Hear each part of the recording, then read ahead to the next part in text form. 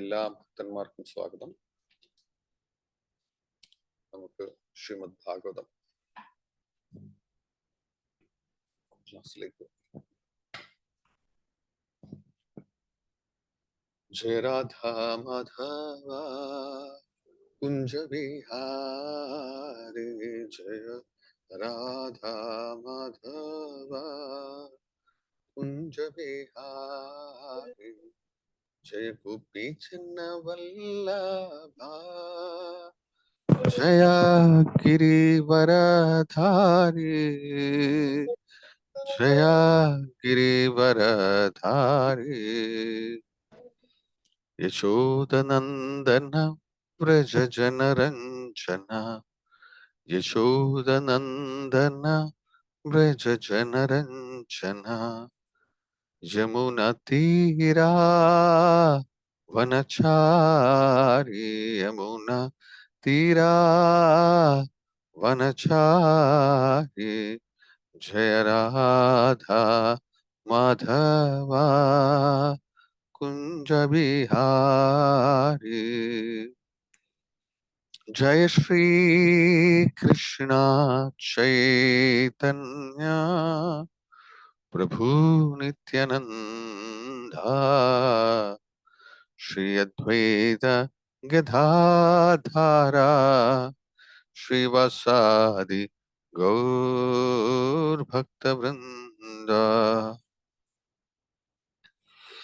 जय श्री कृष्ण चैतन्य प्रभु नित्यानंदा,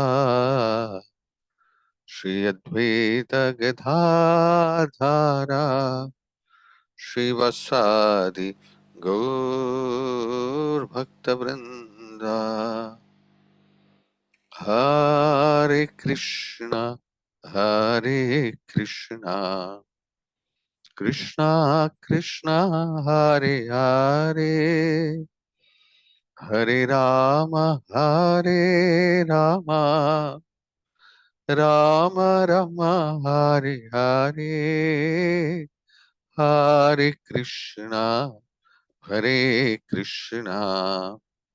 कृष्णा कृष्णा हरे हरे, हरे राम राम राम हरे हरे, हरे कृष्णा कृष्णा कृष्णा हरे हरे, हरे राम राम राम हरे हरे, हरे कृष्णा कृष्णा कृष्णा हरे हरे, हरे राम राम राम हरे हरे, हरे कृष्णा कृष्ण कृष्ण हरे हरे, हरे राम राम राम हरे हरे, जय राधा माधव राधे, जय राधा गोपीनाथ राधे, जय कृष्ण बलराम जय कृष्ण बलराम, जय कृष्ण बलराम जय कृष्ण बलराम, जय जगन्नाथ जय बलदेवा, जय सुभद्रा जय सुदर्शन, जय गौरनिताय जय गौरनिताय, जय गौरनिताय जय गौरनिताय, जय लक्ष्मी नरसिंह जय लक्ष्मी नरसिंह, जय लक्ष्मी नरसिंह जय लक्ष्मी नरसिंह, जय जय Prabhupada Prabhupada, Prabhupada, Jaya Jaya Prabhupada, Jaya Jaya Gurudev, Gurudev, Gurudev, Jaya Jaya Gurudev. Jai Vishnupada Brahmamsa Prabhupada Stottra Sada. His Divine Grace A.C. Bhakti Vedanta Swami Srila Prabhupada ki jai. ISKCON BBT Samstapakacharya Srila Prabhupada ki jai. Jagat Guru Srila Prabhupada ki jai. Krishna Kripamurti Srila Prabhupada ki jai. Jai Vishnupada Brahmamsa Prabhupada Stottra Sada. His Divine Grace Bhakti Siddhanta Saraswati Goswami Prabhupada Maharaj ki jai. अनंत कोटि वैष्णव वृंद की जय। नमाचार्य श्री हरिदास ठाकुर की जय। प्रेम से कहो श्री कृष्ण चैतन्य प्रभु नित्यानंद श्री अद्वैत गदाधर श्रीवासादि गौर वृंद की जय। श्री श्री राधा कृष्ण गोप गोपनाथ श्याम कुंड राधा गिरि गोवर्धन की जय। मदुरा वृंदावन धाम की जय। जगन्नाथपुरी धाम की जय। मायापुर नवदेव धाम की जय। गंगामयी जमुनामयी की जय। भक्ति देवी की जय। तुलसी महारानी की जय। समवेत भक्त वृंद की जय। हरिनाम संकीर्तन की जय। हरिनाम संकीर्तन महायज्ञ की जय। ताई गौर Premanand. All glories to assembled devotees, all glories to assembled devotees, all glories and glories to assembled devotees. All glories to Shri Shri Guru and Gauranga, all glories to Srila Prabhupada, all glories to Srila Gurudev, Tathai Gaur Premanande. Hare Krishna, എല്ലാവർക്കും സ്വാഗതം. നമുക്ക് മംഗളാചരണം വെച്ച് start ചെയ്യാം. ഓം നമോ ഭഗവതേ വാസുദേവായ. ഓം നമോ ഭഗവതേ വാസുദേവായ. ഓം നമോ ഭഗവതേ വാസുദേവായ. नारायणं नमस्कृत्यं नरं चैव नरोत्तमं देवीं सरस्वतीं व्यासं ततो जयमुदीरयेत्। नष्टप्रायेष्वभद्रेषु नित्यं भागवत सेवया भगवतीरुत्तमश्लोके भक्तिर्भवति नैष्ठिकी। मूकं करोति वाचालं पङ्गुं लङ्घयते गिरिं यत्कृपातमहं वन्दे श्रीगुरुं दीनतारिणं परमानन्दमाधवं ശ്രീചൈതന്യമീശ്വരം. ഇന്ന് നമ്മള് ശ്രീമദ് ഭാഗവതം 1-ാമത്തെ സ്കന്ധത്തിലെ 9-ാമത്തെ അധ്യായം ഭീഷ്മദേവന്റെ വിയോഗം. ശ്ലോകം വന്നിട്ട് 33.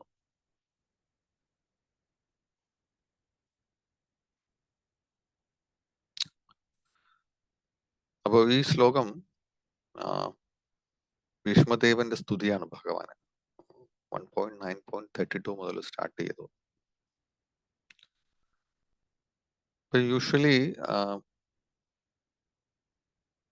ഈ ഈ രീതിയിലുള്ള എന്താ പറയണം, ഈ ഈ ഛന്ദസ്, ഇതിന്റെ മീറ്റർ എന്ന് പറയുന്നത് നമ്മള് ചെറിയൊരു വ്യത്യാസമുണ്ട്. അതായത് നമ്മള് ഭഗവത്ഗീതയിലൊക്കെ സ്ഥിരമായിട്ട് കാണുന്ന അനുഷ്ടുപ് ഛന്ദസ് അല്ല ഇത്.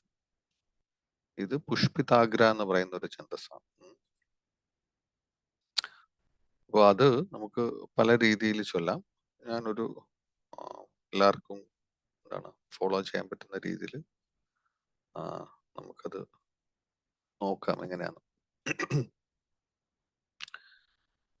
ത്രിഭുവന കമനം തമാലവർണം രവികരഘോരവരാംബരം ദധാനേ വപുരലകാകുലാവൃതാനനാംശം വിജയസഖേരതിരസ്തു മേ നവധ്യാ. ത്രിഭുവനകമനം തമാലവർണം രവികരഘോരവരാംബരം ദധാനേ വപുരലകാകുലാവൃതാനനാബ്ജം വിജയസഖേരതിരസ്തു മേ നവധ്യാ. അപ്പൊ അതിന്റെ വേർഡ് ടു വേർഡ് ഇങ്ങനെയാണ്. ത്രിഭുവന, ത്രിലോകങ്ങൾ. കമനം, അതിസ്പൃഹണീയം. തമാലവർണം, തമാലവൃക്ഷം പോലെ നീല നിറമാർന്ന. രവികര, സൂര്യരശ്മികൾ. ഗൗരകനകവർണം, വരാംബരം തിളങ്ങുന്ന ഉടയാട, ദധാനെ ധരിച്ചിരിക്കുന്നവൻ, വപുഹു ശരീരം, അളകകുല കുല ആവൃത ചന്ദനം പൂശിയ, ആനനാബ്ജം താമര പോലെയുള്ള മുഖം, വിജയസഖെ അർജുനന്റെ മിത്രത്തിന്, രതിഹി അസു അദ്ദേഹത്തിൽ ഭഗവാനിൽ ആകർഷണം സംവേശിച്ചിരിക്കാം, മേ എന്റെ അനവധ്യ ഉദ്ദിഷ്ട ഫലങ്ങൾക്കായുള്ള ആഗ്രഹമില്ലാതെ. ഇപ്പൊ വിവർത്തനം: ശ്രീകൃഷ്ണൻ അർജുനന്റെ ഉറ്റ തോഴനാകുന്നു. തന്റെ അതീന്ദ്രിയ സ്വരൂപത്തോടു കൂടിയാണ് അദ്ദേഹം ഈ ഭൂമിയിൽ അവതരിച്ചിട്ടുള്ളത്. അദ്ദേഹത്തിന്റെ ആനന്ദപൂർണമായ സർവാകർഷക ശരീരം നീലവർണ്ണത്തോടു കൂടിയതും തമാല വൃക്ഷത്തോട് സാദൃശ്യമുളവാകുന്നതുമാകുന്നു. ഉച്ചനീച മധ്യ തുടങ്ങിയ 3 ലോകങ്ങളിലെ ഏവരെയും അദ്ദേഹത്തിന്റെ ശരീരം ആകർഷിക്കുന്നു. അദ്ദേഹത്തിന് തിളങ്ങുന്ന പീത നിറമാർന്ന ഉടയാടകളും ചന്ദന ലേപനം ചെയ്ത വദനാംബുജവും എന്നെ ആകർഷിക്കുന്ന വിഷയങ്ങളായി ഭവിക്കട്ടെ. ഞാൻ ഉദ്ദിഷ്ട ഫലകാംക്ഷ ഇല്ലാത്തവനായി തീരട്ടെ. ശീലപ്രഭുപാദരുടെ ഭാവാർത്ഥം: ശ്രീകൃഷ്ണ ഭഗവാൻ സ്വന്തം ആന്തരിക ആനന്ദത്താൽ ഭൂമിയിൽ അവതരിക്കുന്നത് തന്റെ അന്തരംഗ ശക്തിയിലൂടെയാണ്. അദ്ദേഹത്തിന്റെ അതീന്ദ്രിയ സ്വരൂപത്തിലെ ആകർഷകമായ സവിശേഷതകൾ 3 ലോകങ്ങളിലും, അതായത് ഉച്ച മധ്യ നീച ഗ്രഹ സമൂഹങ്ങൾ അഭിലഷിക്കുന്നു. ശ്രീകൃഷ്ണ ഭഗവാൻ ഉള്ളതുപോലെ പോലുള്ള അത്തരം മനോഹരമായ ശരീര സവിശേഷതകൾ പ്രപഞ്ചത്തിൽ ആർക്കുമില്ല. അദ്ദേഹത്തിന്റെ അതീന്ദ്രിയ സ്വരൂപത്തിന് ഭൗതികപരമായ സൃഷ്ടിയുമായി യാതൊരു ബന്ധവുമില്ല. ഇവിടെ അർജുനനെ വിജയിയായും കൃഷ്ണനെ അദ്ദേഹത്തിന്റെ ഉറ്റ മിത്രമായും ചിത്രീകരിച്ചിരിക്കുന്നു. കുരുക്ഷേത്ര യുദ്ധാനന്തരം ശരശയ്യയിൽ ശയിക്കുന്ന ഭീഷ്മദേവൻ അർജുനന്റെ സാരഥിയായിരുന്ന വേളയിൽ ശ്രീകൃഷ്ണ ഭഗവാൻ ധരിച്ചിരുന്ന ആ സവിശേഷ ഉടയാടയെ സ്മരിക്കുന്നു. അർജുനനും ഭീഷ്മദേവനും തമ്മിലുള്ള യുദ്ധം തുടർന്ന് നടക്കവേ ഭീഷ്മരുടെ ശ്രദ്ധ കൃഷ്ണന്റെ വെട്ടിത്തിളങ്ങുന്ന ഉടയാട ആകർഷിക്കുകയും ശ്രീകൃഷ്ണനെ ഉറ്റ മിത്രമായി ആർജിച്ചതിനാൽ അദ്ദേഹത്തിന്റെ ഭീഷ്മരുടെ ശത്രു എന്ന് വിളിക്കപ്പെടുന്ന അർജുനനെ അദ്ദേഹം പരോക്ഷമായി ശ്ലാഘിക്കുകയും ചെയ്തു. ശ്രീകൃഷ്ണ ഭഗവാൻ അർജുനന്റെ മിത്രമായിരുന്നതിനാൽ അർജുനൻ സദാ വിജയശ്രീലാളിതനായിരുന്നു. ഭീഷ്മദേവൻ ഈ ആനുകൂല്യം മുതലെടുക്കുകയും ഭഗവാനെ വിജയസഖി, അർജുനന്റെ മിത്രം എന്ന് അഭിസംബോധന ചെയ്യുകയും ചെയ്തു. എന്തെന്നാൽ വ്യത്യസ്തങ്ങളായ അതീന്ദ്രിയ നർമ്മങ്ങൾ ഭഗവാനുമായി ബന്ധപ്പെട്ട തന്റെ ഭക്തരോടൊപ്പം സംയുക്തമായി അഭിസംബോധന ചെയ്യപ്പെടുമ്പോഴാണ് ഭഗവാൻ സംതൃപ്തനാകുന്നത്. കൃഷ്ണൻ അർജുനന്റെ സാരഥിയായിരുന്ന വേളയിൽ ഭഗവാന്റെ ഉടയാടകളിൽ സൂര്യരശ്മികൾ ദീപ്തിയോടുകൂടി തിളങ്ങിയതിനാൽ അത്തരം രശ്മികളുടെ പ്രതിഫലനത്താൽ സൃഷ്ടിക്കപ്പെടുന്ന മനോഹര വർണ്ണങ്ങൾ ഭീഷ്മദേവനാൽ ഒരിക്കലും വിസ്മരിച്ചിരുന്നില്ല. ഒരു മഹായോദ്ധാവാകയാൽ അദ്ദേഹം കൃഷ്ണനുമായുള്ള ബന്ധം ധീരോദത്തമായ രസത്തിൽ ആസ്വദിക്കുകയായിരുന്നു. ഭഗവാനുമായുള്ള അതീന്ദ്രിയ ബന്ധം വിവിധ രസങ്ങളിൽ ഭക്തർ പരമമായ ഹർഷോന്മാദത്തിൽ ആസ്വദിക്കുന്നു. കൃത്രിമമായി ഭഗവാനുമായിട്ടുള്ള അതീന്ദ്രിയ ബന്ധം സ്ഥാപിച്ചവരെന്ന് നടിക്കുന്നവർ ഉടൻ തന്നെ വ്രജധാമത്തിലെ കന്യകരെ അനുകരിച്ച് വൈവാഹിക പ്രേമബന്ധരസത്തിലേക്ക് കുതിച്ചു ചാടുന്നു. അത്തരത്തിൽ ഭഗവാനുമായുള്ള തരം താഴ്ന്ന ബന്ധം ലൗകികന്റെ അധമ മനോവൃത്തിയായാണ് പ്രകടമാക്കുന്നത്. ഭഗവാന്റെ അതീന്ദ്രിയ രാസലീല രസം ആസ്വദിച്ച ഒരു വ്യക്തി ഒരിക്കലും ലൈംഗിക സുഖങ്ങളിൽ താല്പര്യപ്പെടുകയില്ല. ലൗകിക സദാചാര നിഷ്ഠകൾ പോലും അതിനെ അയോഗ്യമെന്ന് കരുതുന്നു. ഒരു സവിശേഷാത്മാവുമായിട്ടുള്ള ഭഗവാന്റെ ശാശ്വത ബന്ധം സ്വയം ആവിഷ്കരിക്കപ്പെടുന്നു. പരമപുരുഷനുമായുള്ള ജീവാത്മാവിന്റെ സ്വാഭാവിക ബന്ധം 5 പ്രധാന രസങ്ങളിൽ ഏതെങ്കിലും ഒന്നിൽ പ്രകടമാകും. മാത്രവുമല്ല, ഇത് ഒരു ആത്മാർത്ഥ ഭക്തൻ അതീന്ദ്രിയ മാനത്തിൽ യാതൊരു വ്യത്യാസവും ഉണ്ടാക്കുന്നില്ല. ഭീഷ്മദേവൻ ഉത്തമ ദൃഷ്ടാന്തമാകും. മഹായോദ്ധാവും സർവ്വസൈന്യാധിപനുമായ ഭീഷ്മദേവൻ ഭഗവാനുമായ എപ്രകാരമാണ് അതീന്ദ്രിയമായി ബന്ധപ്പെട്ടിരിക്കുന്നുവെന്ന് ശ്രദ്ധാപൂർവം വീക്ഷിക്കണം. ഓം അജ്ഞാനതിമിരന്ധസ്യ ജ്ഞാനാഞ്ജനശലാഖ്യ ചക്ഷുരുന്മിലിതം യേന തസ്മൈ ശ്രീ ഗുരുവേ നമഃ. നമോ വിഷ്ണുപദായ കൃഷ്ണപൃഷ്ഠായ ഭൂതലേ ശ്രീമതേ ഭക്തിവേദാന്ത സ്വാമി ധാമനെ. നമസ്തേ സരസ്വതി ദേവി ഗൗരവാണി പ്രചാരിണെ നിർവിശേഷ ശൂന്യവാദി പാശ്ചാത്യ ദേശതാരണെ. जय श्री कृष्ण चैतन्य प्रभु नित्यानंद श्री अद्वैत गदाधर श्रीवासादि गौर भक्तवृंद. हरे कृष्णा कृष्ण कृष्ण हरे हरे हरे राम राम राम हरे हरे. श्लोकम 1.9.33.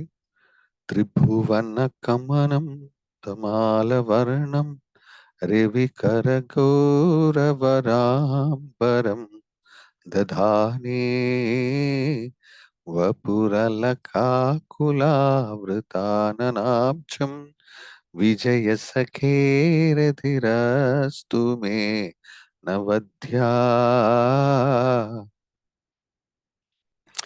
അപ്പോൾ എല്ലാവർക്കും ഒരിക്കൽ കൂടി ശ്രീമദ് ഭാഗവതം ക്ലാസ്സിലേക്ക് സ്വാഗതം. അപ്പൊ നമ്മള് ഇപ്പോ ഭീഷ്മദേവന്റെ സ്തുതികള് നമ്മൾ ശ്രവിച്ചുകൊണ്ടിരിക്കുകയാണ്. അപ്പൊ ഭീഷ്മദേവൻ തന്റെ എന്താണ് ശരീരം വെടിയാനുള്ള അവസ്ഥയിൽ ഇരിക്കുകയാണ്. അപ്പോൾ ശരീരം വെടിയാനുള്ള അവസ്ഥയിൽ അദ്ദേഹത്തിന്റെ മനസ്സില് അദ്ദേഹം പൂർണ്ണമായിട്ടും തന്റെ മനസ്സിനെ ഭഗവാനെ അർപ്പിക്കുക. കാരണം ഇതിന് മുന്നേ ഉള്ള ശ്ലോകത്തില് ഭീഷ്മദേവൻ പറയുന്നുണ്ട്, സ്പെഷ്യലി ഞാൻ എന്താ എന്റെ മതി എന്ന് പറഞ്ഞു കഴിഞ്ഞാല് എന്റെ ചിന്തകള്, നമ്മൾ പറയത്തില്ലേ തിങ്കിങ് ഫീലിംഗ് വില്ലിങ്,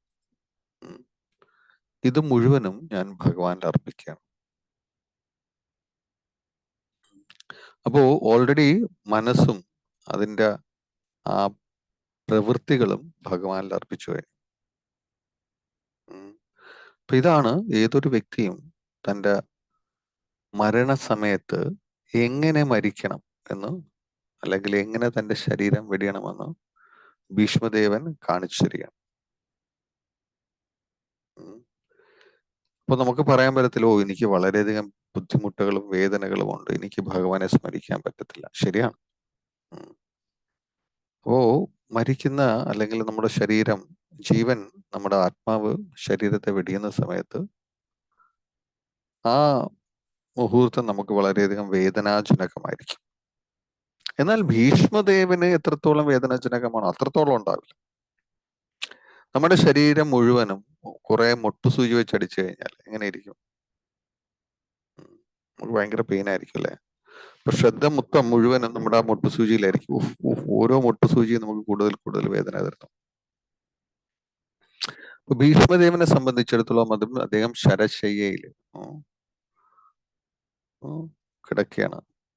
അപ്പോ അസ്ത്രങ്ങളാള് അദ്ദേഹം മുഴുവനും അസ്ത്രങ്ങളാ അദ്ദേഹം മൂടിയിരിക്കുക. അതുകൊണ്ട് തന്നെ ആ അസ്ത്രങ്ങള്, ഒരു അസ്ത്രത്തിന്റെ ഇടക്ക് വേറൊരു അസ്ത്രം കയറാൻ പറ്റില്ല, അത്രത്തോളം കവേർഡാണ് ഭീഷ്മദേവൻ. പക്ഷെ അദ്ദേഹത്തിന്റെ മനസ്സ് നോക്കുക, അദ്ദേഹത്തിന്റെ ചിന്തകൾ നോക്കുക. ഓൾറെഡി അദ്ദേഹം എല്ലാം ഭഗവാന്റെ, ഇവൻ തന്റെ മനസ്സും ഭഗവാൻ അർപ്പിച്ചു. അപ്പൊ മനസ്സ് ഭഗവാനെ അർപ്പിക്കുക എന്ന് പറഞ്ഞു കഴിഞ്ഞാല് തന്റെ മനസ്സിലേക്ക് ഭഗവാനെ കൊണ്ടുവരികയാണ്. അപ്പൊ ഇപ്പോ ഭീഷ്മദേവൻ ഇപ്പൊ കാണുന്നത് ത്രിഭുവന കമനം തമാലവർണം. ഭഗവാൻ എങ്ങനെയാ കാണുന്നത്? ത്രിഭുവന കമനം, അതായത് 3 ലോകങ്ങളിൽ വെച്ചിട്ട് ഏറ്റവും മനോഹരമായിട്ടുള്ള ആണ് ഭഗവാൻ. അപ്പൊ ഈ ഒരു ഭീഷ്മസ്തുതിയില് നമ്മൾ മനസ്സിൽ ഇപ്പൊ നമുക്ക് നേരിട്ട് ഭഗവാനെ കാണാൻ പറ്റില്ലല്ലോ എന്നുള്ള വിഷമം എല്ലാവർക്കും ഉണ്ടാവും. പക്ഷെ ഭക്തന്മാര് ഭഗവാനെ സ്തുതിക്കുന്നതിലൂടെ നമുക്കും നമ്മുടെ മനസ്സിലേക്കും ഭഗവാനെ കൊണ്ടുവരാൻ പറ്റും. എങ്ങനെയാണ്? ത്രിഭുവന കമനം, നമ്മൾ ഏറ്റവും സുന്ദരമായിട്ടുള്ള ഇനി നമ്മൾ മനുഷ്യന്മാരെ സംബന്ധിച്ചിടത്തോളം നോക്കുകയാണെങ്കിൽ ദേവലോകത്തിലുള്ള വ്യക്തികള് അവർ വളരെ വളരെ സൗന്ദര്യമുള്ളവരാണ്. പലപ്പോഴും ഭക്തന്മാര് പറയാറുണ്ട്, ഇവിടുത്തെ മിസ് യൂണിവേഴ്സിനെ എടുത്തു വെച്ചിട്ട് നോക്കുകയാണെങ്കിൽ, അല്ലെങ്കിൽ ദേവലോകത്തിലെ ഒരു സാധാരണ സ്ത്രീനെ എടുത്തു നോക്കിക്കഴിഞ്ഞാൽ, ഇവിടുത്തെ മിസ് യൂണിവേഴ്സും മിസ് വേൾഡൊക്കെ ഈ അവരുമായിട്ട് കമ്പയർ ചെയ്യുമ്പോൾ ഒരു തവളയെ കമ്പയർ ചെയ്യുന്ന പോലെ ഇരിക്കും എന്ന് പറയും. ഓക്കെ. പക്ഷേ ഉയർന്ന ലോകങ്ങൾ, ഇപ്പൊ സത്യലോകത്തിലേക്ക് ചെല്ലുമ്പോൾ അവരെയും ദേവസ്ത്രീകളെയും പോലും കമ്പയർ ചെയ്യാൻ പറ്റത്തില്ല. അത്രത്തോളം വ്യത്യാസമുണ്ട് അവരുടെ സൗന്ദര്യത്തിൽ. എന്നാൽ ഭഗവാന്റെ സൗന്ദര്യം എങ്ങനെയാ? ത്രിഭുവന കമനം. ഇനി 3 ലോകങ്ങളുള്ള എല്ലാ വ്യക്തികളെയും ആകർഷിക്കത്ര. ത്രിഭുവന കമനം. അപ്പൊ എല്ലാവരെയും ആകർഷിക്കും. ഇപ്പൊ മാത്രമാണ് അല്ല, എപ്പോഴും എല്ലാരെയും ആകർഷിക്കും. അനന്തകാലം മുതൽക്ക് ഭഗവാൻ ഉണ്ടായിരുന്ന സമയത്ത് മാത്രമല്ല, പ്രത്യക്ഷീഭവിക്കുന്ന സമയത്ത് മാത്രമല്ല, ത്രിഭുവന കമനം എപ്പോഴും.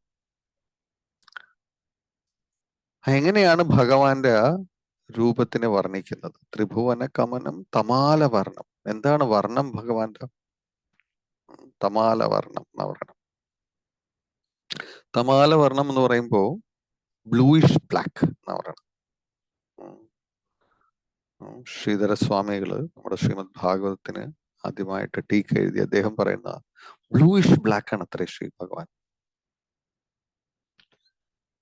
ഇനി അദ്ദേഹത്തിന് വീണ്ടും വിവരിക്കുകയാണ്. രവികര ഗൗരവരാംബരം ദധാനേ. രവികൗര ഗൗരവരാംബരം. അദ്ദേഹത്തിന്റെ വസ്ത്രങ്ങൾ എങ്ങനെയാ? അദ്ദേഹത്തിന്റെ വസ്ത്രങ്ങള് യെല്ലോയിഷ് ആണ്, ഗോൾഡൻ കളറാണത്, സ്വർണ്ണവർണ്ണമാണത്. എങ്ങനെയുള്ള സ്വർണ്ണവർണ്ണമാണ്? സൂര്യരശ്മികള് എപ്രകാരം വരുന്നു അപ്പോഴുള്ള ആ സ്വർണ്ണവർണ്ണത്തോടു കൂടിയ വസ്ത്രങ്ങൾ അണിഞ്ഞവനാണ് ആര്? ഭഗവാൻ. ശ്രീധര ആചാര്യർ അദ്ദേഹം പറയുന്നത് വെച്ച് കഴിഞ്ഞാല്, പ്രാതസൂര്യൻ എപ്രകാരമാണോ തന്റെ കിരണങ്ങൾ വർഷിക്കുന്നത്, അപ്രകാരമുള്ള ആ സ്വർണവർണ്ണ നിറത്തിലുള്ള വസ്ത്രം ധരിച്ചവനാണ്. രവികര സൂര്യരശ്മികൾ, ഗൗര സ്വർണവർണ്ണത്തിലുള്ള, വരാംബരം, വരാംബരം എന്ന് പറഞ്ഞു കഴിഞ്ഞാൽ വസ്ത്രം, ദധാനെ ആരാണോ അത് ധരിക്കുന്നവൻ. ഇപ്രകാരമാണ് ഭഗവാൻ. അപ്പോൾ ദൂരെ നിന്ന് നോക്കി, ആദ്യം കണ്ടു ത്രിഭുവന കമലം, മുഴുവനും നോക്കി. അപ്പോൾ മനസ്സിലായത്, ത്രിഭുവന കമലം. നമുക്കും ഭഗവാന്റെ ആ മനോഹരമായിട്ട് രൂപത്തിനെ നമുക്കും വേണമെങ്കിൽ ധ്യാനിക്കാൻ പറ്റും. ഇനി അതിനുശേഷം അദ്ദേഹം ശ്രദ്ധിക്കുന്ന എന്താണ്? വപുരളകാകുലാവൃതനാംശം. അദ്ദേഹത്തിന്റെ ശരീരം മുഴുവനും എന്തുകൊണ്ടാണ്? അലകാകുലാവൃത. എന്താണ് അലകാകുലം എന്ന് പറഞ്ഞ ശ്രീല പ്രഭുപാദ പറയുന്നത് വെച്ച് കഴിഞ്ഞാല് ചന്ദനം കൊണ്ട് ലേപനം ചെയ്യപ്പെട്ടിരിക്കുന്നത്. ഇനി എങ്ങനെയാണ് ആ ആനനാബ്ജം? ആനനാബ്ജം എന്ന് പറഞ്ഞു കഴിഞ്ഞാല് ഭഗവാന്റെ മുഖം. അബ്ജം എന്ന് പറഞ്ഞു കഴിഞ്ഞാല് അത് നമ്മൾ താമര. ആനനാബ്ജം. അപ്പൊ ഭഗവാന്റെ മുഖം എങ്ങനെയാണ്?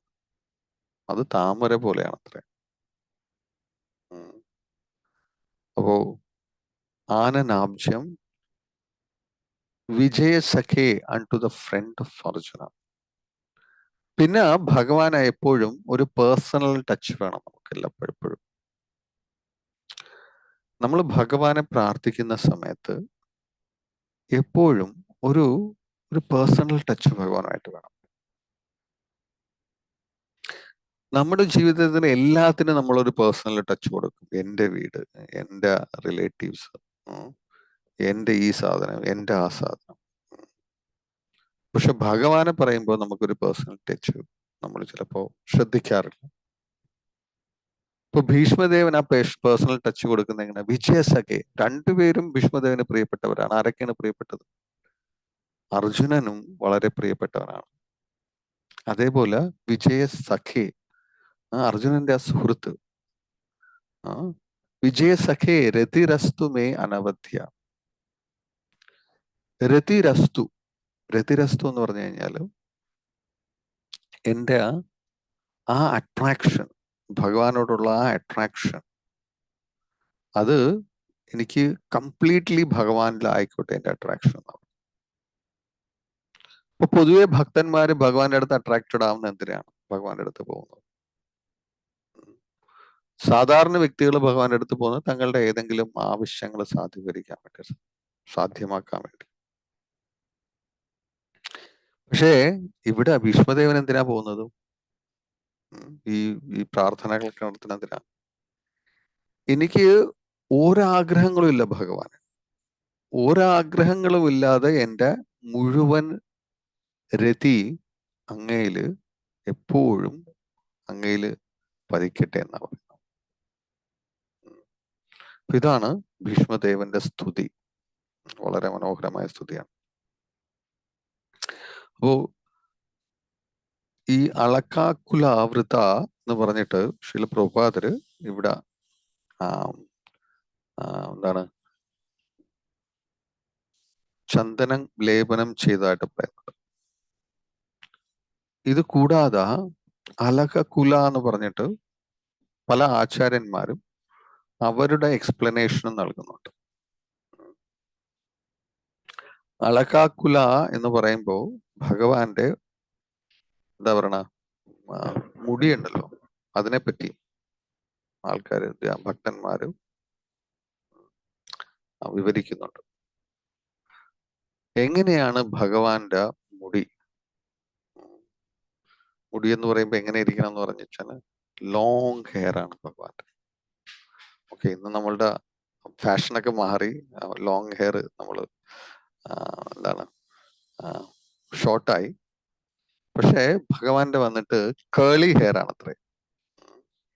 അങ്ങനെ അത് നാച്ചുറൽ കേളി ഹെയർ ആണ്. ആരെങ്കിലും വെച്ച് എന്താണ് ബ്യൂട്ടി പാർലറിലൊക്കെ പോയിട്ട് അത് കേളി ആക്കിയതല്ല. പക്ഷെ നാച്ചുറൽ കേളി ഹെയർ ആണ് അത്ര. ഭഗവാൻ അർജുനന്റെ പാർത്ഥസാരഥിയായിട്ട് വരുന്ന സമയത്ത് ഭീഷ്മദേവന്റെ നേരെ ഭഗവാൻ തൻ്റെ രഥത്തിന്റെ ഒരു എന്താ പറയണ വീല് എടുത്തുകൊണ്ട് അദ്ദേഹം ഭീഷ്മദേവന്റെ നേരെ അദ്ദേഹം കുതിച്ചു പാഞ്ഞപ്പോഴും ഭീഷ്മദേവൻ ശ്രദ്ധിച്ചത് ഭഗവാന്റെ മനോഹരമായിട്ടുള്ള ആ മുഖമുണ്ടല്ലോ. ഒന്ന് ആലോചിക്കണം, ഒരാൾ കൊല്ലാൻ വരികയാണ്. പക്ഷെ കൊല്ലാൻ വരുന്ന വ്യക്തിയാണെങ്കിലും നമ്മൾ ആ വ്യക്തിയുടെ സൗന്ദര്യത്തിൽ അട്രാക്റ്റഡ് ആയി പോവുകയാണ്. എത്ര സൗന്ദര്യമായിരിക്കും ഭഗവാൻ. വധിക്കാൻ വരികയാണെങ്കിൽ എന്താണ് സൗന്ദര്യം? ഭഗവാന്റെ കമനീയമായിട്ടുള്ള മുഖം, ഭഗവാന്റെ അതിസുന്ദരമായിട്ടുള്ള ഭഗവാന്റെ വസ്ത്രം. അപ്പോ ഭഗവാൻ ഓരോ പാദം വെക്കുമ്പോഴും ഭഗവാന്റെ ആ കേശങ്ങളുണ്ടല്ലോ, അത് ഇങ്ങനെ അത് കുലുങ്ങുന്നു. അത് വന്നിട്ട് ഭഗവാന്റെ എന്താ പറയുക മുഖപത്മങ്ങളിൽ മുട്ടുന്നു. അപ്പോ ഇതാണ് ഭീഷ്മദേവനെ ഏറ്റവും കൂടുതൽ അട്രാക്ട് ചെയ്യുന്നത്. അപ്പോ അലകാ കുലാവൃത അങ്ങനെ ഒരു അർത്ഥം ആചാര്യന്മാർ കൊടുക്കുന്നുണ്ട്. ഓക്കെ, അപ്പോ ഇതില് നമ്മൾ മനസ്സിലാക്കേണ്ട ഒരു കാര്യം എന്ന് വെച്ച് കഴിഞ്ഞാല് ഭഗവാൻ ശ്രീല പ്രഭുപാദരുടെ താല്പര്യത്തിൽ പറയുന്നു, ഭഗവാൻ അദ്ദേഹത്തിന്റെ സ്വന്തം ഇഷ്ടപ്രകാരം തൻ്റെ ഇന്റേണൽ പൊട്ടൻസി, തൻ്റെ തന്നെ ഇന്റേണൽ ശക്തി, അന്തരംഗ ശക്തി കൊണ്ടാണ് അദ്ദേഹം ഈ പ്രപഞ്ചത്തിലേക്ക് അദ്ദേഹം വരുന്നത്. അപ്പൊ അതുകൊണ്ട് തന്നെ ഭഗവാന്റെ ശരീരം അത് ഭൗതികമായിട്ടുള്ള പദാർത്ഥങ്ങൾ കൊണ്ട് സൃഷ്ടിക്കപ്പെട്ടല്ല. പൊതുവെ അവ്യക്തിവാദികൾ അവർ പറയുന്ന വെച്ച് കഴിഞ്ഞാല് ഭഗവാന്റെ ശരീരവും അത് ഈ ഭൗതിക പ്രപഞ്ചത്തിലേക്ക് വരുമ്പോൾ അതും ഭൗതികമായിട്ടുള്ള പദാർത്ഥങ്ങൾ കൊണ്ട് നിർമ്മിച്ചവയാണ് എന്നുള്ള രീതിയിൽ പറയും. അങ്ങനെയല്ല ശ്രീല പ്രഭുപാദര് പറയുന്നത്, ഭഗവാന്റെ ശരീരം ഭഗവാന്റെ അന്തരംഗ ശക്തിയുടെ ഒരു എന്താണ് പറയുന്നത്, ഒരു ഒരു ക്രിയേഷൻ ആണെന്ന് പറയുന്നത്. അന്തരംഗ ശക്തി എന്ന് പറഞ്ഞു കഴിയുമ്പോൾ അത് ആധ്യാത്മികമായിട്ടുള്ള ഒരു ക്രിയേഷനാണ്. അപ്പൊ അവന്റെ സ്വരൂപം അതീന്ദ്രിയമായിട്ടുള്ള ഒരു ക്രിയേഷനാണ്. മായയുടെ കീഴിൽ വരുന്ന ഒരു ക്രിയേഷൻ അല്ല. എപ്രകാരമാണോ ആത്മാവ് അതീന്ദ്രിയമാകുന്നു, ഈ ഭഗവാന്റെ ശരീരവും അതും അതീന്ദ്രിയമാണ്. എന്നിട്ട് അദ്ദേഹം ഏറ്റവും കൂടുതൽ അദ്ദേഹം ആഗ്രഹിക്കുന്നത് കുരുക്ഷേത്ര ഭൂമിയിൽ ഭഗവാൻ കാണിച്ച ആ രൂപത്തിലാണ് ഭഗവാൻ ഭീഷ്മദേവൻ ഏറ്റവും കൂടുതൽ അറ്റാച്ച്ഡ് ആവുന്നത്. അതുകൊണ്ടാണ് ഈ മരിക്കുന്ന സമയത്ത് പോലും, ആ വേളയിൽ പോലും ഭീഷ്മദേവൻ ഭഗവാനെ ഇപ്രകാരമുള്ള രീതിയിൽ ചിന്തിക്കുന്നു. ഇനി ഭീഷ്മദേവനെ നിങ്ങളൊന്ന് ശ്രദ്ധിച്ചു കഴിഞ്ഞാൽ മനസ്സിലാക്കും, ഭീഷ്മദേവനും ഭഗവാന്റെ ഓൾമോസ്റ്റ് ഭഗവാനെ പോലെ തന്നെ, അല്ലെങ്കിൽ ഭഗവാന്റെ എന്താണ്, ഭഗവാനെ തുല്യമാണെന്ന് നമുക്ക് കമ്പയർ ചെയ്യാൻ പറ്റത്തില്ല. പക്ഷെ ഭഗവാന്റെ പോലെ, അല്ലെങ്കിൽ ഭഗവാൻ നമ്മൾ പറയത്തില്ല ഷഡൈശ്വര്യം സമ്പൂർണവനാണെന്ന് പറയത്തില്ല, ഭീഷ്മദേവനിലും ഈ ക്വാളിറ്റീസ് എല്ലാം ഉണ്ട്. ഐശ്വര്യസ്യ സമഗ്രസ്യ വീരസ്യ ശശ്രിയ ജ്ഞാന വൈരാഗ്യോ ഷണ്ണം ഭഗൈതികണ എന്ന് പറയത്തില്ല. ഐശ്വര്യസ്യ സമഗ്രസ്യ, ശാന്തനുവിന്റെ പുത്രനായിരുന്നു അദ്ദേഹം, ഗംഗാദേവിയുടെ പുത്രനായിരുന്നു. അപ്പോൾ എല്ലാ ഐശ്വര്യങ്ങളും അദ്ദേഹത്തിനുണ്ട്. വീര്യ ഒന്ന് ആലോചിച്ച്, ഭീഷ്മദേവനെ കീഴടക്കാൻ ലോകത്തിൽ ആർക്കും സാധിച്ചിട്ടില്ല. സാക്ഷാൽ പരശുരാമൻ വരും പോലും അദ്ദേഹത്തിന്റെ മുന്നിൽ വെച്ചിട്ട് അദ്ദേഹമായിട്ട്, തന്റെ ഗുരുവാണ് പരശുരാമൻ, പരശുരാമന് പോലും ഭീഷ്മരെ കീഴ്പ്പെടുത്താൻ പറ്റില്ല. യശ ശ്രീ ഭീഷ്മദേവൻ വളരെയധികം എന്താ പറയണ, ഇപ്പോ 7 തലമുറയ്ക്ക് അപ്പുറമായിരുന്നു അത്രേ. ഇപ്പൊ പഞ്ചപാണ്ഡവരെ നോക്കുകയാണെങ്കിൽ നമ്മൾ പറയത്തില്ല മുത്തച്ഛന്റെ മുത്തച്ഛന്റെ ആ ഒരു മുത്തച്ഛൻ എന്നുള്ള രീതിയിലായിരുന്നു അദ്ദേഹം. പക്ഷെ ആ സമയത്ത് പോലും അദ്ദേഹത്തിന്റെ സൗന്ദര്യം എല്ലാവരെയും ആകർഷിച്ചിരുന്നു. പ്രായമായിട്ട് പോലും ഹി വാസ് അട്രാക്റ്റീവ്. ജ്ഞാനം, അദ്ദേഹത്തിന്റെ ഗുരുക്കന്മാര് വസിഷ്ഠൻ, അതേപോലെ പരശുരാമൻ, അതേപോലെ ദേവലോകത്ത് ബൃഹസ്പതി, ശുക്രാചാര്യർ, ഇവരെല്ലാവരുടെയും കീഴിൽ ഭീഷ്മദേവൻ വിദ്യാഭ്യസിച്ചു. അപ്പൊ അതുകൊണ്ട് തന്നെ ലോകത്തിൽ വേറെ ആർക്കും ഭീഷ്മദേവന്റെ അത്ര ജ്ഞാനമില്ല. ഏറ്റവും അവസാനം യുധിഷ്ഠിരന് ഉപദേശിച്ചു കൊടുക്കാൻ ഭഗവാൻ അതുകൊണ്ട് തിരഞ്ഞെടുത്ത് വേറെ ആരെയല്ല, വ്യാസദേവനെ അല്ല, ഉള്ള ഋഷിമാരെ ആരെയല്ല തിരഞ്ഞെടുത്തത്. ആരെയാണ് തിരഞ്ഞെടുത്തത്? ഭീഷ്മദേവനെ. വൈരാഗ്യം ആലോചിക്കുക, ജ്ഞാനം കഴിഞ്ഞ വൈരാഗ്യം, എല്ലാ സുഖ സൗകര്യങ്ങളും ഉണ്ട്, എന്നിട്ടും അദ്ദേഹം തികഞ്ഞ വൈരാഗ്യായിരുന്നു. അദ്ദേഹം പറഞ്ഞു, ഞാൻ തികഞ്ഞ ബ്രഹ്മചാരിയായിരിക്കും. അതിന് പിന്നിലൊരു കഥ കൂടിയുണ്ട്. കാരണം ഭീഷ്മദേവന് ശപിച്ച സമയത്ത് അദ്ദേഹം എന്താ പറയണം, അദ്ദേഹത്തിന് ശാപം കിട്ടുന്ന സമയത്ത്, മനുഷ്യനായിട്ട് അഷ്ടവസുക്കളായിരുന്നല്ലോ, ശാപം കിട്ടുന്ന സമയത്ത് വസിഷ്ഠ മഹർഷിയോട് അദ്ദേഹം ആവശ്യപ്പെടും, അതായത് താൻ ശാപഗ്രസ്തനാവാനുള്ള കാരണം തന്റെ ഭാര്യ വസിഷ്ഠ മഹർഷിയുടെ ആ പശുവിനെ മോഷ്ടിക്കാൻ വേണ്ടിയായിരുന്നു. അപ്പോ അതുകൊണ്ട് തനിക്ക് ഇനി ഈ ഭൂമിയിൽ അവതരിക്കുന്ന സമയത്ത് താൻ ബ്രഹ്മചാരിയാവണം എന്ന് അദ്ദേഹം ആവശ്യപ്പെട്ടു. അപ്രകാരമാണ് അദ്ദേഹം ഇങ്ങനെ ബ്രഹ്മചാരിയായിട്ട്. അപ്പോ ഒന്ന് ആലോചിച്ച് നോക്കി കഴിഞ്ഞാല് ഭീഷ്മദേവനിലും ഈ ഷഡൈശ്വര്യങ്ങൾ ഉണ്ടായിരുന്നു. പരിപൂർണമല്ല, എന്നാലും വളരെയധികം എന്താ പറയുക, ക്വാളിറ്റി നമ്മൾ നോക്കുകയാണെങ്കിൽ, ക്വാണ്ടിറ്റി നോക്കുകയാണെങ്കിൽ വളരെയധികം അദ്ദേഹത്തിലും ഈ ശക്തികളുണ്ട്. അങ്ങനെയുള്ള ആ ഭീഷ്മദേവൻ ഭഗവാനുമായിട്ട് അദ്ദേഹത്തിന്റെ സേവകനാണെങ്കിലും അദ്ദേഹം ഈ ഈ രസങ്ങളില് 5 രസം നമ്മൾ പറയും, പിന്നെ അത് നമ്മൾ 7 രസങ്ങൾ പറയും. അതിലൊരു രസമാണ് വീരരസം.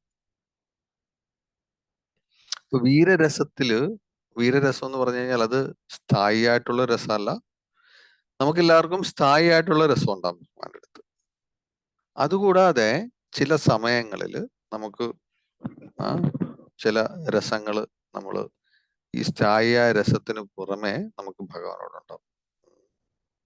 ഈ നമ്മൾ പറയത്തില്ലേ, ഈ മാധുര്യ രസം എന്നൊക്കെ പറയുന്ന പോലെ സ്ഥായി അല്ലാത്ത രസം അദ്ദേഹത്തിലുണ്ടായിരുന്നു ചില സമയങ്ങൾ. അതാണ് നമ്മൾ പറയുന്നത് വീരരസം. വീരരസം എന്ന് പറഞ്ഞു കഴിഞ്ഞാൽ ഭഗവാന്റെ പ്രതിയോഗിയായിട്ട് കണക്കാക്കുക. അതാണ് വീരരസം. അപ്പൊ ഈ രസങ്ങളില് ഈ അദ്ദേഹം ഭഗവാനെ വീരരസത്തോടെ ഭഗവാനെ കാണാനായിട്ട് അദ്ദേഹം ആഗ്രഹിച്ചു.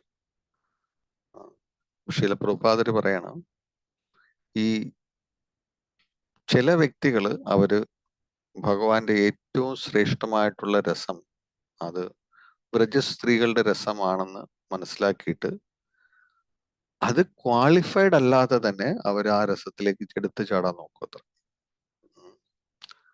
അത് ചീപ്പാണെന്ന് വിചാരിക്കും. കാര്യം ഇത്രത്തോളം ചീപ്പാണെന്ന് നമുക്ക് തോന്നിക്കഴിഞ്ഞു കഴിഞ്ഞാൽ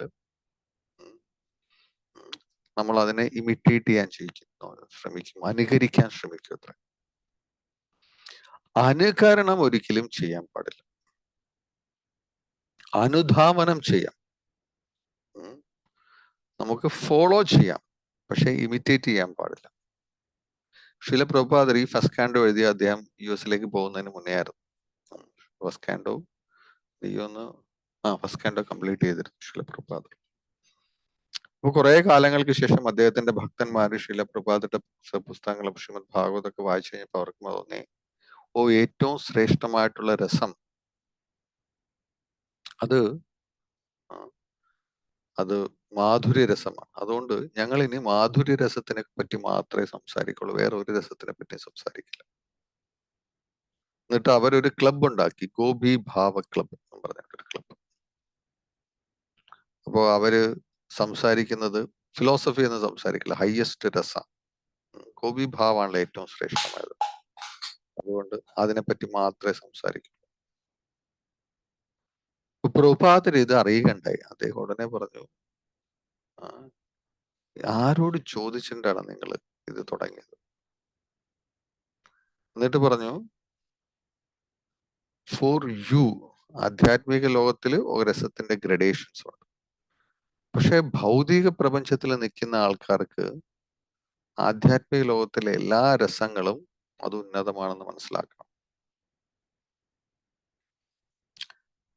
എന്നിട്ട് പ്രഭാതർ പറഞ്ഞു, അവിടെ ഒരു പുൽക്കൊടിക്ക് പോലും ഭഗവാനോട് പ്രേമമുണ്ട് ആധ്യാത്മിക ലോകത്ത്. പുൽക്കൊടിയുടെ പ്രേമവും വ്രജകന്യകളുടെ പ്രേമവും തമ്മിൽ യാതൊരു ഡിഫറൻസും ഇല്ല. നമ്മൾ വിചാരിക്കും അതെങ്ങനെ ശരിയാണ്, യാതൊരു ഡിഫറൻസും ഇല്ല. ആധ്യാത്മിക ലോകത്തിലുള്ളവർക്കുണ്ട്, പക്ഷെ നമ്മളെ സംബന്ധിച്ചിടത്തോളം നമ്മള് അതെല്ലാം ഒരേപോലെ കാണണം. അതുകൊണ്ട്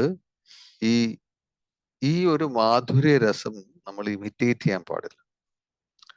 ഈ മാധുര്യ രസം ഇമിറ്റേറ്റ് ചെയ്യുന്ന വ്യക്തികളെ നമ്മൾ പറയും സഹജിയാസ് എന്ന് പറയും. സഹജിയാസ് എന്ന് പറഞ്ഞു കഴിഞ്ഞാൽ അവർക്ക് അത് നേടാനുള്ള കഴിവില്ല, നേടിയിട്ടില്ല, പക്ഷെ അവര് കാണിക്കും, അത് നേടിയതായിട്ട് അഭിനയിക്കും.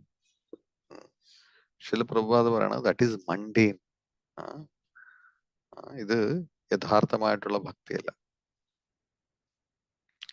ഇത് സൊസൈറ്റിക്ക് ഡിസ്റ്റർബൻസ് ആണ്. ഇങ്ങനെ ആരെങ്കിലും കാണിക്കുകയാണെങ്കിൽ ഇത് ഭക്തിയല്ല, this is disturbance to the society. അപ്പൊ ഭഗവാനായിട്ടുള്ള യഥാർത്ഥമായിട്ടുള്ള ആ സ്നേഹം അത് പലതരത്തിലുള്ള രസങ്ങളാണ്. അപ്പോ ഭീഷ്മദേവൻ എപ്രകാരമാണ് ഭഗവാനെ പ്രാർത്ഥിക്കുന്നത്, എപ്രകാരമാണ് ഭഗവാനുമായിട്ടുള്ള ഏത് രസത്തിലാണ് ഇടപഴകുന്നത് നോക്കുമ്പോൾ നമുക്ക് മനസ്സിലാകും. ഇതാണ് യഥാർത്ഥത്തിൽ ഒരു ഭക്തന്റെ ലക്ഷണം. തന്റെ സ്ഥായിയായുള്ള ഭാവത്തിൽ താൻ ഏത് രസത്തിലാണോ നിൽക്കുന്നത് ആ രസത്തിലൂടെ ഭഗവാനെ പ്രകീർത്തിക്കുക. ഹരേ കൃഷ്ണ. ആർക്കെങ്കിലും എന്തെങ്കിലും സംശയം ഉണ്ടെങ്കിൽ അല്ലെങ്കിൽ എന്തെങ്കിലും ഫർദർ ക്വസ്റ്റ്യൻസ് എന്തെങ്കിലും കറക്ഷൻസ് ഉണ്ടെങ്കിൽ പറയാം.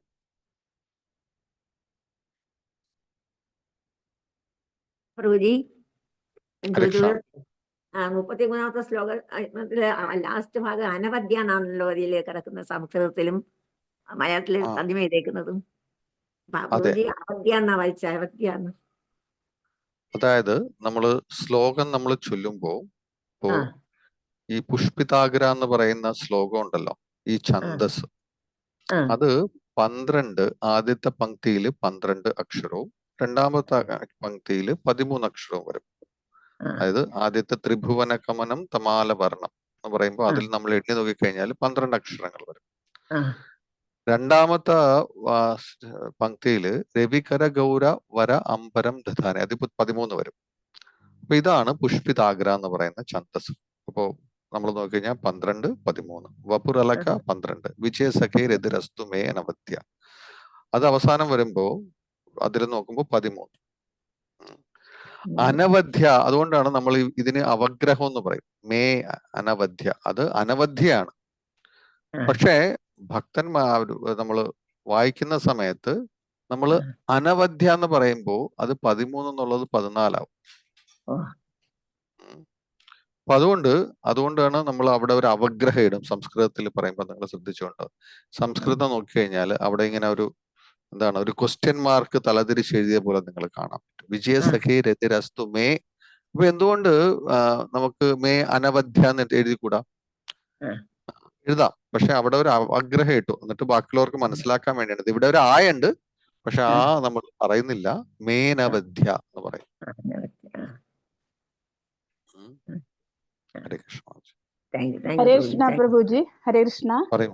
ഹരേ കൃഷ്ണ. പ്രഭുജി, പിന്നെ ഭഗവാൻ ആത്മീയ ശരീരത്തോടു കൂടിയാണ് ഭൂമിയിൽ അവതരിച്ചെന്ന് പറഞ്ഞല്ലോ. അപ്പോ ആത്മീയ ശരീരത്തെ സ്പർശിക്കാൻ പറ്റുമോ? യശോദ മാതാവ് ഭക്തന്മാർക്ക്, അതെ, ഭക്തന്മാരെ സംബന്ധിച്ചിടത്തോളം ഭഗവാന്റെ അവരും സ്വരൂപ ശക്തിയിലാണ്, ഭഗവാന്റെ യഥാർത്ഥ സ്വരൂപ ശക്തിയിലാണ്. അവർക്കും ഭഗവാനെ സ്പർശിക്കാൻ പറ്റും. പക്ഷേ അഭക്തന്മാർക്ക് എങ്ങനെ ഭഗവാനെ സ്പർശിക്കാൻ പറ്റും? അങ്ങനെയാണെങ്കിൽ നിങ്ങൾ ചോദിക്കും, അങ്ങനെയാണെങ്കിൽ ചാണൂരനും ഇവരെല്ലാം അഭക്തന്മാരല്ല, അവര് ഭഗവാനെ സ്പർശിച്ചില്ലേ? അവര് ഭഗവാനെ ഇടിച്ചില്ലേ? അല്ലെ? അതെങ്ങനെ സംഭവിക്കുക? അല്ലെങ്കിൽ പല പ്രാവശ്യം യുദ്ധം ചെയ്യുന്ന സമയത്ത് ആൾക്കാർ ഭഗവാന്റെ നേരെ അസ്ത്രങ്ങൾ അയച്ചില്ലേ? അപ്പൊ ഈ യുദ്ധത്തിലൊക്കെ സംഭവിക്കുന്ന എന്താന്ന് വെച്ച് കഴിഞ്ഞാല്, നമ്മള് യുദ്ധം ചെയ്യുന്ന വ്യക്തിയെ മാത്രമല്ല ടാർഗറ്റ് ചെയ്യുന്നത്, സാരഥീനെ ടാർഗറ്റ് ചെയ്യും. എന്തുകൊണ്ടാണ് സാരഥീനെ ടാർഗറ്റ് ചെയ്യണമെന്നറിയാം?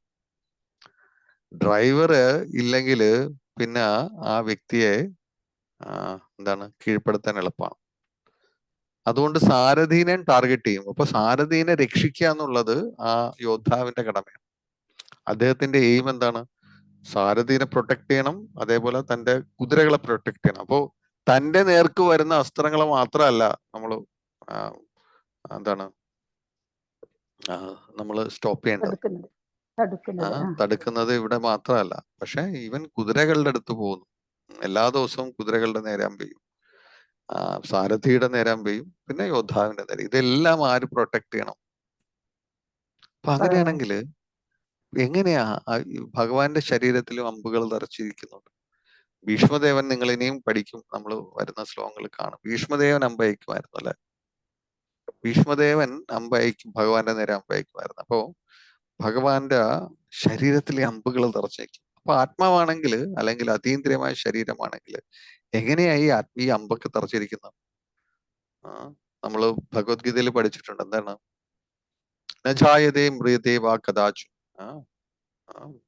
ആത്മാവിന് ഒരിക്കലും നാശമില്ല. അത് അഗ്നി കൊണ്ട് അതിനെ നശിപ്പിക്കാൻ പറ്റില്ല, ജലത്തില് അതിനെ നശിപ്പിക്കാൻ പറ്റത്തില്ല, നമുക്ക് അതേപോലെ ആയുധങ്ങൾ കൊണ്ട് അതിനെ നശിപ്പിക്കാൻ പറ്റത്തില്ല എന്നൊക്കെ പറയാറുണ്ട്. പിന്നെ എങ്ങനെയാണ് ഭഗവാനില് ഈ അസ്ത്രങ്ങളൊക്കെ ധരിക്കുന്നത്, തറച്ചു നിൽക്കുന്നത്? എന്തുകൊണ്ടാണ് അങ്ങനെ വരുന്നത്? ഇപ്പൊ ഭഗവാന്റെ ശരീരം അത് ഭൗതികമല്ലേ എന്നൊരു സംശയമാണ്. ഭഗവാന് ഈ ഒരു രീതിയിൽ തന്റെ ശരീരത്തിനെ കാണിക്കാൻ പറ്റും. സാമാന്യ ജനതയ്ക്ക് മുന്നിൽ ഭഗവാന് തന്റെ അതീന്ദ്രിയമായ ശരീരം, അതാണ് ഭഗവാന്റെ ശക്തി. ആത്മാവിന് ഇതൊന്നും ചെയ്യാൻ പറ്റത്തില്ല.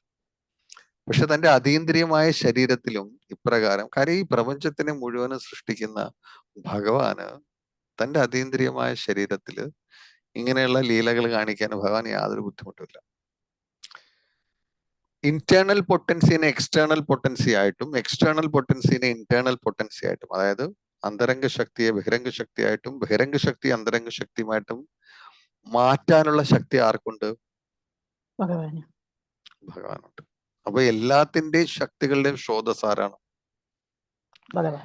ശക്തികളുടെ സ്രോതസ്സാണ് ഭഗവാൻ. അപ്പൊ ഭഗവാൻ ഈ ശക്തികളെ എങ്ങനെ വേണമെങ്കിലും കൺട്രോൾ ചെയ്യാം. അതുകൊണ്ട് ഭഗവാന്റെ വസ്ത്രം പോലും ആധ്യാത്മികമാണ്. നമ്മൾ പറയത്തില്ലേ ഭഗവാന്റെ വസ്ത്രം, എന്തിനും ഭഗവാന്റെ ശരീരം, ഭഗവാന്റെ വസ്ത്രം പോലും ആധ്യാത്മികം. അപ്പൊ നമ്മളെ സംബന്ധിച്ചിടത്തോളം ഭഗവാനെ പറ്റി മനസ്സിലാക്കാൻ അത്ര എളുപ്പമല്ല. ആധ്യാത്മിക വസ്ത്രം, ഭഗവാന്റെ എന്താണ് ശരീരത്തിലെ ഓരോ ആഭരണങ്ങളും ആധ്യാത്മികമാണോ? അതെങ്ങനെ? അത് മനസ്സിലാക്കണമെങ്കിൽ നമ്മൾ ആധ്യാത്മിക തലത്തിലേക്ക് ചെല്ലണം. ഭൗതികമായ തലത്തിൽ നിന്നിട്ട് നമ്മളുടെ ചിന്തകൾ കൊണ്ട് നമുക്ക് ആധ്യാത്മികമായിട്ടുള്ള ഭഗവാനെ നമുക്ക് മനസ്സിലാക്കാൻ പറ്റില്ല. പക്ഷേ എക്സ്പ്ലനേഷൻസ് വഴി നമുക്ക് എങ്ങനെയെങ്കിലൊക്കെ ഒരു ഐഡിയ ഒക്കെ ഉണ്ടാക്കി വെക്കുക. ഇങ്ങനെയാണ് ഭഗവാൻ. ആത്മാവിനെ പറ്റി മനസ്സിലാക്കാൻ നമുക്ക് ഇതുവരെ പറ്റിയിട്ടില്ലല്ലോ, അല്ലെ? എത്ര പേർക്ക് അറിയാൻ പറ്റും ആത്മാവ് എന്താ, എങ്ങനെയായിരിക്കും ആത്മാവ് ഇരിക്കണമെന്നൊന്നും നമുക്ക് മനസ്സിലാക്കാൻ പറ്റിയിട്ടില്ല. ഒരു ചെറിയ ഐഡിയ ഒക്കെ ഉണ്ട്, ആത്മാവിന് നാശമില്ല എന്നൊക്കെ മനസ്സിലാക്കാൻ പറ്റും, അത്രേ അറിയാവൂ. പക്ഷേ എങ്ങനെ ആത്മാവിന്റെ ഘടന, അല്ലെങ്കിൽ എപ്രകാരം ആത്മാവ് ഇരിക്കുന്നത് നമുക്ക് ചിന്തിക്കാൻ പറ്റത്തില്ല. കാരണം അത് നമ്മളുടെ എന്താണ് വികലമായിട്ടുള്ള ഈ മനസ്സും ബുദ്ധിയും വെച്ച് കണ്ടുപിടിക്കാൻ പറ്റത്തില്ല. കാര്യം അതിനപ്പുറവും ആത്മാവ്. അപ്പൊ മനസ്സിനും ബുദ്ധിക്കും അപ്പുറമായിരിക്കുന്ന ആത്മാവിനെ മനസ്സിലാക്കണമെങ്കിൽ ആത്മാവിന്റെ തലത്തിൽ നിന്നല്ല മനസ്സിലാക്കാൻ പറ്റും.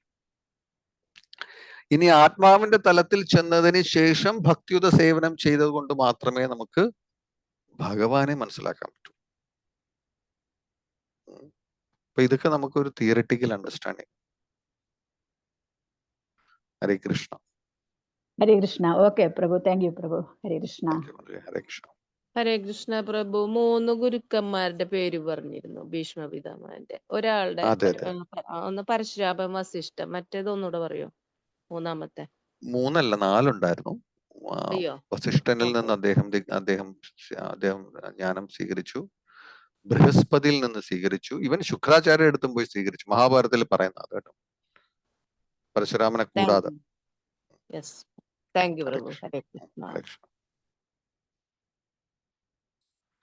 അപ്പോ ഇന്നത്തെ നമുക്ക് ഇവിടുത്തെ ക്ലാസ് നമുക്ക് തൽക്കാലം ഒരു വിരാമം നൽകാം. എല്ലാ ഭക്തന്മാർക്കും ഒരിക്കൽ കൂടി താങ്ക്സ്. ഹരേ കൃഷ്ണ മാതാജി. ഹരേ കൃഷ്ണ. പ്രണാമം പ്രഭു.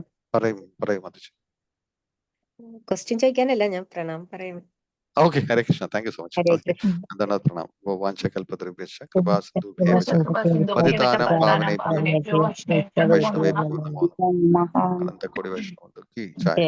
ഭക്തേന്ദ്ര ശ്രീമദ് ഭാഗവതം കി ജയ. Okay, Hare Krishna. Thank you prabhu. Thank you so much prabhu. Thank you പ്രഭു. ഹരേ കൃഷ്ണ. ഹരേ കൃഷ്ണ. ഹരേ കൃഷ്ണ. ഹരേ കൃഷ്ണ പ്രഭു. ഹരേ കൃഷ്ണ. ഹരേ കൃഷ്ണ. ഹരേ കൃഷ്ണ. ഹരേ കൃഷ്ണ. ഹരേ കൃഷ്ണ പ്രഭുജി. ഹരേ കൃഷ്ണ.